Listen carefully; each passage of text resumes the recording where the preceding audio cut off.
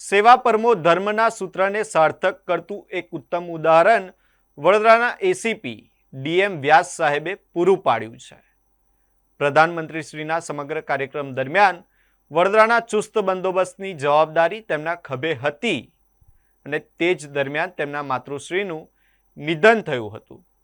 કોઈ પણ સામાન્ય માનવી હોય આવા સમયે ભાંગી પડે, પરંતુ વ્યાસ સાહેબે હિંમત દાખવી આંસુઓને રોકી પોતાની અંગત પીડાને રોકીને કલાકો સુધી આ કાર્યક્રમ દરમિયાન ચુસ્ત બંદોબસ્તમાં પોતાનું કર્તવ્ય નિભાવ્યું અને ત્યારબાદ જ્યારે આ સમગ્ર કાર્યક્રમ નિર્વિઘ્ન પૂર્ણ થયો ત્યારે તેઓ માતૃશ્રીના અંતિમ સંસ્કાર કરવા માટે રવાના થયા.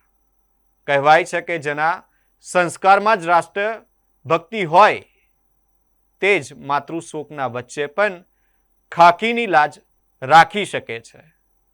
હાલ સમગ્ર ગુજરાતમાં આવા નિષ્ઠાવાન અધિકારીની વાહવાહી થઈ રહી છે અને તેમના કાર્યને લોકો બિરદાવી રહ્યા છે. આ સાથે જ આવનારા જે યુવા પોલીસ અધિકારીઓ છે તેમના માટે પણ આ ઘટના પ્રેરણારૂપ બની રહેશે.